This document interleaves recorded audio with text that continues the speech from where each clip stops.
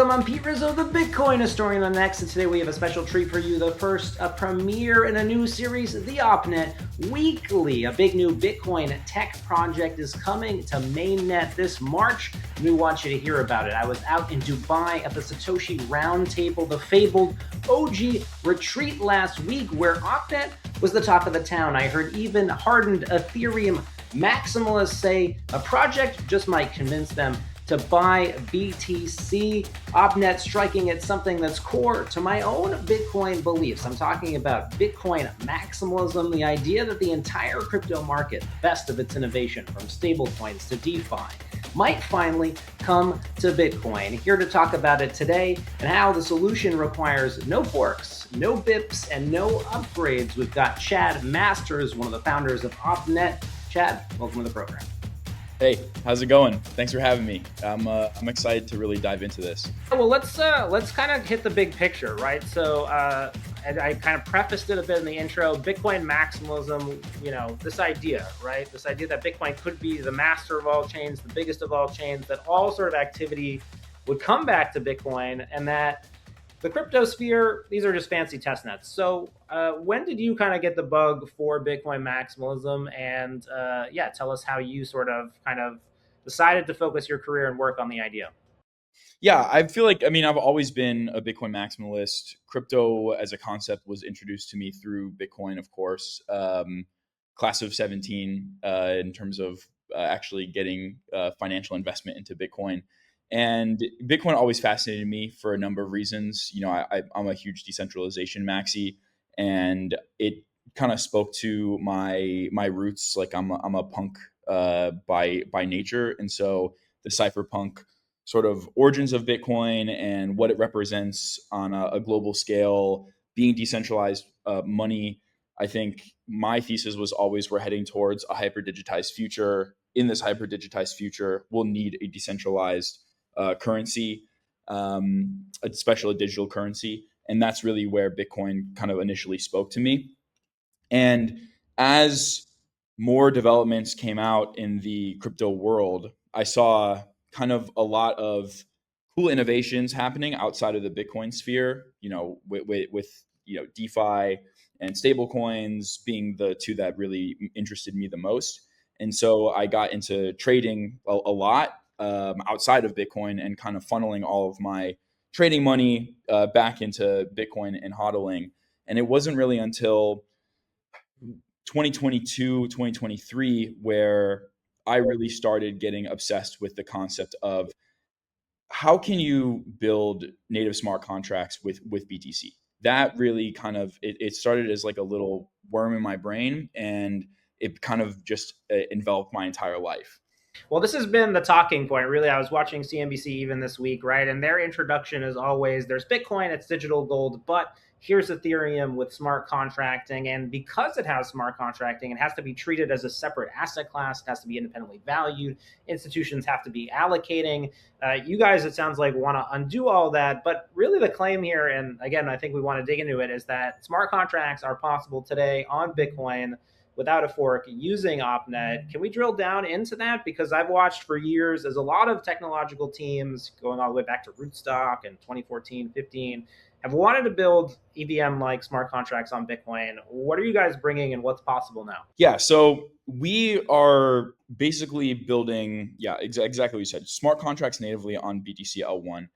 The way we're accomplishing it is we are putting bytecode for smart contracts directly into Bitcoin transactions. We're leveraging Tapscript, actually, to be able to generate new Bitcoin addresses that hold these smart contracts. And we're allowing for anyone to interact with those smart contracts by sending their contract call data through Bitcoin transactions.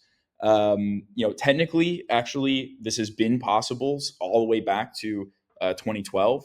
I think a core difference between what we've done and I would say 99% of the other attempts is that we're not making our own blockchain. And I think that is the most important differentiator between OpNet and something like Rootstock or any Bitcoin layer 2 that's in the market right now. Most of the solutions have required you to hold another token, bridge or leave Bitcoin in some way, shape, or form. They've developed side systems to Bitcoin to be able to solve this sort of core programmability issue. and we've decided to tackle it directly at its root. And it's a much more challenging protocol design. It's harder to develop, and it's also the immediate value proposition for developing it is not immediately clear, because in order to do this, we actually developed the protocol completely open source. So the protocol itself, we don't make any money directly from the protocol. The protocol is just a pure upgrade to Bitcoin's functionality. And that is, I think, where a lot of people hit that wall where they're like, okay, well, I need to build my own chain because I need to have my own gas token. I need to extract some value from this idea. And so they end up building this complete side system, which I think in a lot of ways it extracts value from Bitcoin instead of actually adding to Bitcoin's native functionality. So let's talk about this smart contracts in the Tapscript. This allows us to not have a blockchain and then not have a fork also. Can we just drill down into, it sounds like this was possible with the Taproot upgrade to Bitcoin in 2021, and maybe we can drill down in the specifics of how it works. Yeah, we're leveraging the Taproot upgrade for some of its native scripting capability that it added to Bitcoin. But to double back, I mean, technically, this design has been possible going all the way back to legacy. It's a little more clunky in that design, but Taproot is what has helped us, I think, make it a really smooth experience. I think the biggest thing that allows us to not make a bit basically is that we are not including the native execution of these smart contracts by Bitcoin miners. So this is why it doesn't require a change to Bitcoin's code, because all OpNet related transactions are fully standard Bitcoin transactions. So they don't require any sort of, I mean, they're not even using the ordinals hack of making this sort of non-standard Bitcoin transaction that can be pruned. They are fully compliant Bitcoin transactions. And what we've basically done is for the execution, we've built an extension to the Bitcoin node that contains the virtual machine. So this is where, someone like Vitalik, for example, had faltered when he was initially trying to bring the Ethereum concept to Bitcoin. Was they wanted to have the execution engine built into the Bitcoin blockchain. We are taking the approach of, we don't want to change Bitcoin's core code. We just want to add this extra functionality. So we build the execution environment as an attachment to the Bitcoin node. And these virtual machines basically are reading the Bitcoin blockchain every single block that passes, scanning and indexing for any smart contract related activity, and executing locally connected via a peer-to-peer network. So the execution of the smart contracts happens in a secondary peer-to-peer network, but it doesn't require any change to Bitcoin's code. That's sort of the most important piece. Right. OpNet is a meta protocol in the way maybe like the Ordinals or Runes was. There is a network of nodes. The network of nodes has some sort of consensus, but it doesn't have a blockchain. So I want to go through all the nodes here, right? We're bringing smart contracts to Bitcoin. There's no blockchain, but if you want to participate, it sounds like you'll have to join this new network of nodes. Can you give us a TLDR of how that works? Yeah, so we build an open source client that anyone can run and verify locally. So I'll lay down like a core difference between something like Ordinals, for example, or other meta protocol designs. The typical meta protocol, like Ordinals, for example, says, hey, I've got data on Bitcoin and I have a local indexer database that is scanning and keeping track of all the data on Bitcoin and keeping some sort of local database. As far as Ordinals go, they are storing and assigning ownership of the data that's put onto Bitcoin locally in these ordinal clients. The problem with this is that you're relying on these centralized points of indexing, these local databases. My ordinal indexer and your ordinal indexer can't speak to each other. They're not connected in any way. So there's no consensus between them. And so this causes a potential problem where I can go and edit my local ordinal database and say, oh, I own everybody's JPEGs, which, this hasn't exactly happened with ordinals. One, because of the limited functionality ordinals offers, and two, because of social consensus. The state of where everyone's ordinals are technically is available on Bitcoin first. So, if you change your database locally, who's going to call to the database that's edited? Now, that has worked for ordinals. There's arguments to be made whether it has or hasn't, but it's worked so far for ordinals. But when we're thinking about making a full smart contract protocol that allows for you to have full composability and expressibility on Bitcoin layer 1, you need mathematical determinism. You need that the state to be objective, and you can't have state conflicts between local nodes. So we use two levels of consensus. One is mathematical determinism in a peer-to-peer network, which says anyone can spin up a node, and these nodes are connected via peering network. And if your local node is in conflict with the rest of the network, you get kicked from the network. So you're not able to edit your database because you'll be in conflict with the objective data set that's on Bitcoin already. To add another level of consensus is all of the gas fees that are paid on Bitcoin, and we can dive into the gas and how that's handled as well. But all of your execution costs for any smart contract related activity, it's paid in Bitcoin on Bitcoin. Every single block that passes, all of the execution costs per block are aggregated into a new Bitcoin address. That address is encrypted with SHA-1, which is crackable. And anyone who's running a local node on this peering network is able to mine these SHA-1 addresses and retrieve the gas costs or the gas fees that are paid every single block.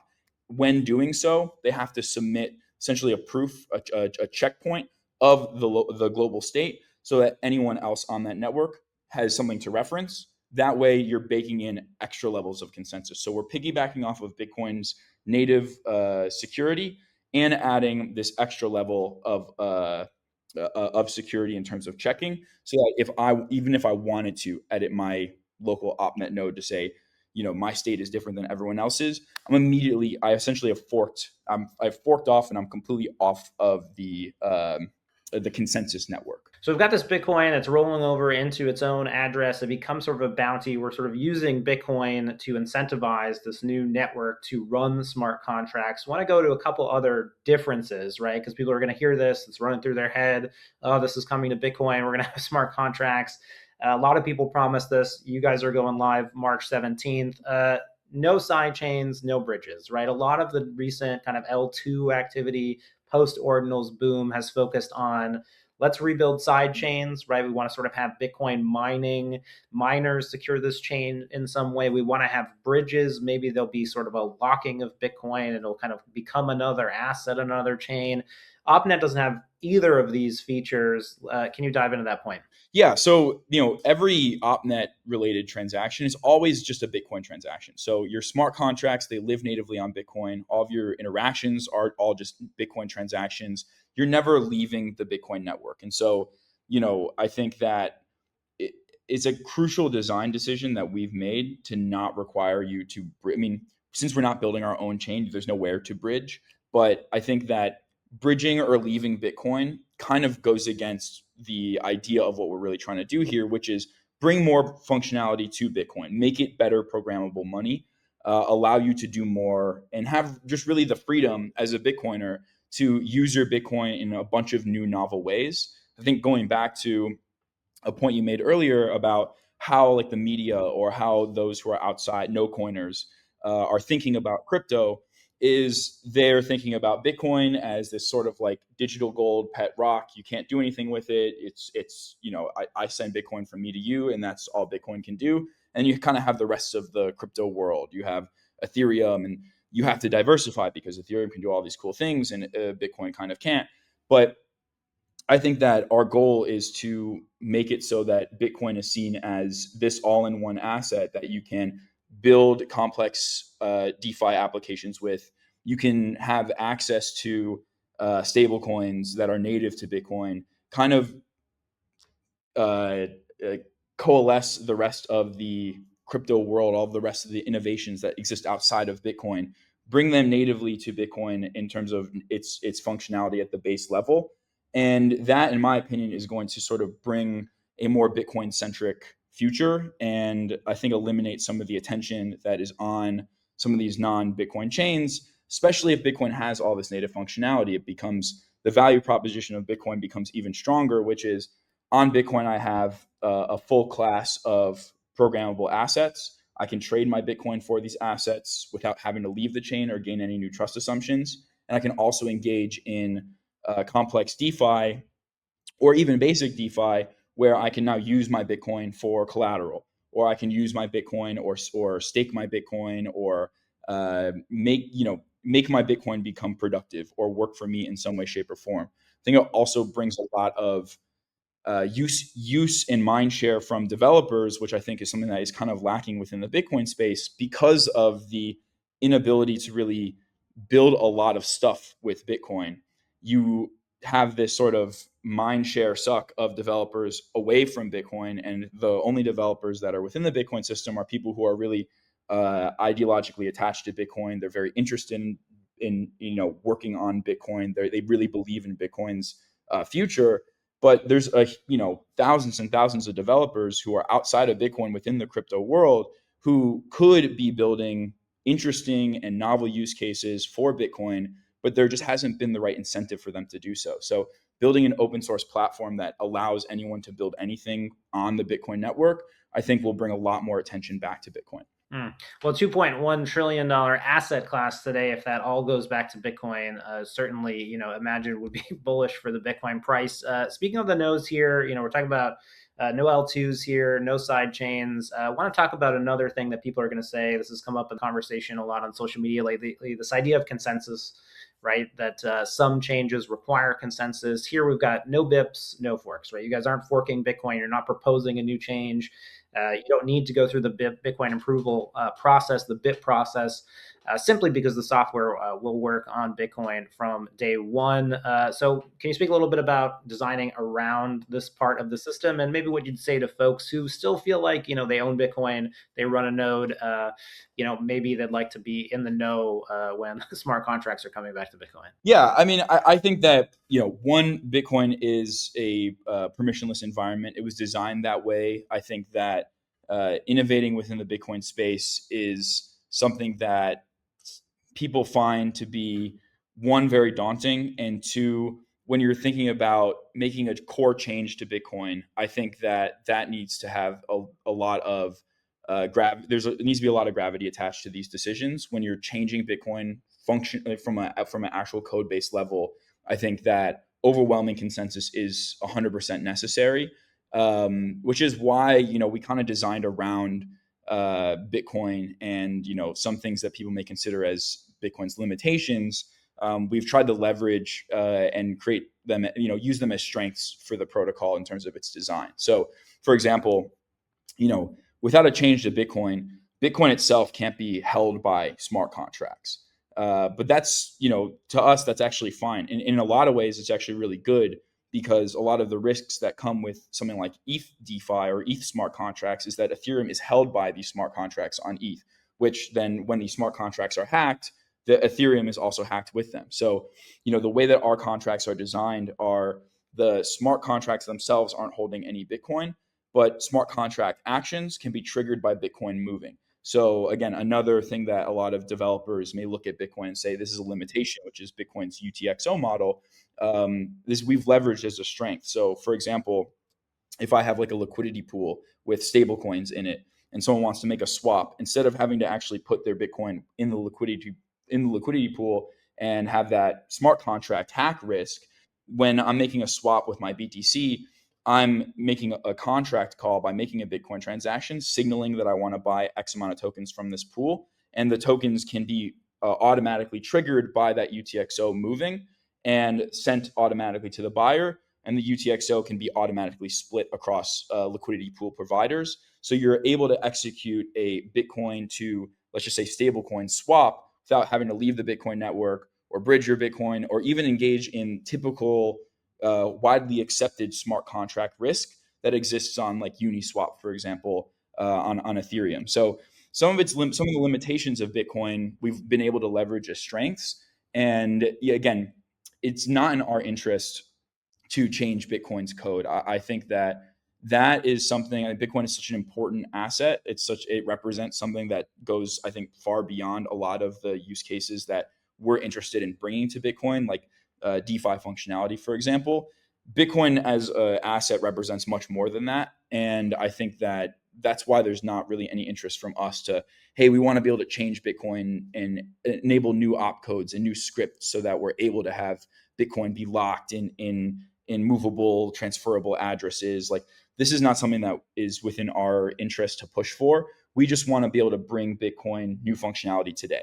So no bips, no forks. Also here, we're not introducing a new smart contracting language, correct? Right? This was something that Ethereum did. It asked developers to go out, sort of learn a new sort of coding language. You have all these people now who have careers in Solidity, which is, sort of purpose built for Ethereum. It sounds like you're using, again, kind of sort of tried and true, sort of tested coding languages for developers. So maybe we can talk about what you guys chose in the design path there. That's right. Yeah. So our VM is a custom VM. It's WASM based. And that means that the smart contracts are generally written in TypeScript, which is a language that pretty much every developer knows. You can also write smart contracts in Rust as well.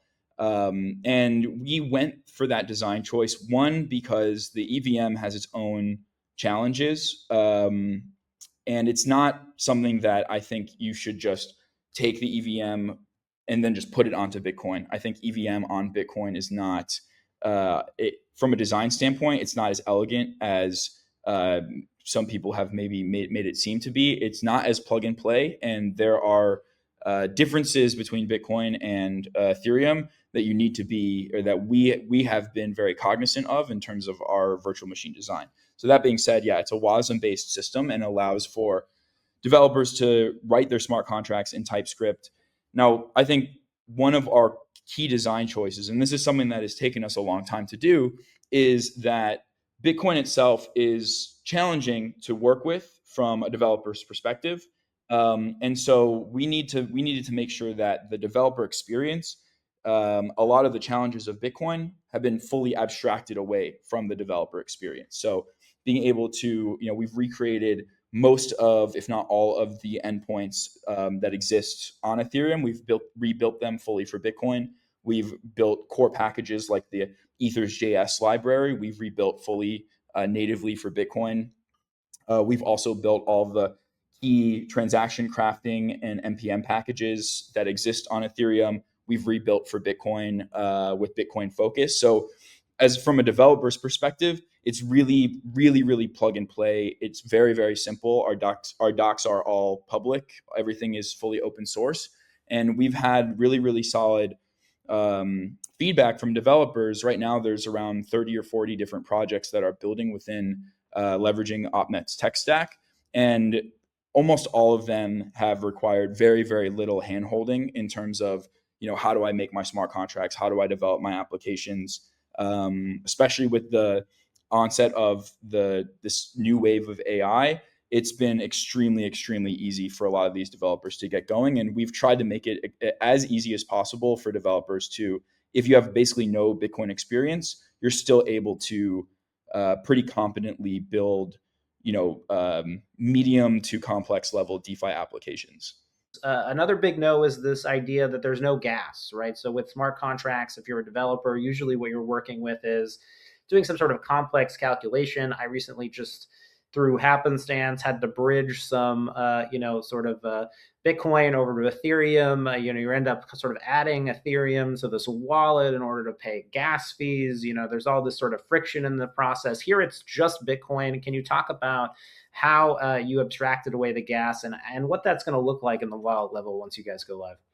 Yeah. So, I mean, really, from a design standpoint, we wanted to create an experience that said you have Bitcoin in your Bitcoin wallet and you are just making a Bitcoin transaction, and that's it. And you don't need to hold any other assets. I think for a number of different reasons. I think from a philosophical standpoint, from a value creation standpoint, introducing a new token is hugely detrimental. I think one, we want to be as in line with Bitcoin as possible. We want to be value adding to Bitcoin, not extractive.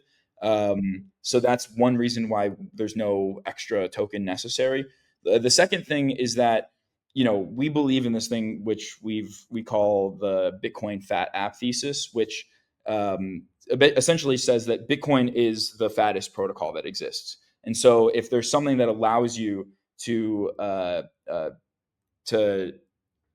accrue value, right? If you have a protocol that is allowing you to build something that accrues value, all the value accrual should come straight to the applications and assets that are built within this protocol, not abstracted into some secondary layer. That I think would put a ceiling for anyone who's trying to issue an asset or develop an application. I want developers to see, hey, what is a successful DeFi protocol on Ethereum? When I build it for Bitcoin, I want the multiple to be Ethereum's market cap to Bitcoin's market cap, the same sort of application relationship in terms of value to DeFi app to Ethereum's market cap. It should be DeFi application to Bitcoin's market cap. All the value should flow into these applications and assets. So we can think of it sort of like the internet, right? All the value of the internet flows into the applications that are built on the internet. The internet itself doesn't have like a stock or some sort of tokenized value, right? It has this sort of limitless value. The value cap that we are looking at here is Bitcoin's value. So that is another reason. And then kind of getting into how, you are still paying for execution for your action. So when you're making an OpNet related transaction, which is really just a Bitcoin transaction, let's just say I'm making a swap, for example. I'm paying my layer 1 Bitcoin fee, whatever sats per VB is, and that just goes to Bitcoin miners. And then I'm also paying the execution for whatever I'm doing. So I'm making a swap. It might be $1, it might be $2. And then there's a tertiary optional fee, which is a priority fee, which handles transaction ordering to mitigate MEV by Bitcoin miners. But these two fees are what get aggregated into these SHA-1 addresses and aid with consensus for the actual state of the global state, the global smart contract state. Fascinating stuff. So no gas, no bips, no forks. The last one I want to focus in on is no foundation or no sort of, this idea that there's some sort of governance board or governance process in OpNet. Can you kind of take us into, you're releasing this as open source software, obviously the OpNet team, there is a central team, there is kind of, yourself and others sort of building and then shepherding this idea. But there isn't a token. There isn't sort of this, complex governance that we've seen with other protocols. Take us into the design philosophy there. Yeah, I mean, it especially early on, we need to be able to have, design control over the protocol, like make key optimizations. We have a year of planned out, and this is all on the GitHub as well, of planned out upgrades. Optimizations, feature improvements, feature additions, etc., to the client, and that will be its own process. I mean, of course, over time, as more and more people run OpNet nodes, which again, to just clarify, it's just a Bitcoin node with an extension on top of it. Theoretically, this can be accepted as a new Bitcoin client, but again, this is not something that we're pushing for. But yeah, this is something that will, I think, over time, the real dream for this would be that there's a huge amount of open source contributors to the GitHub.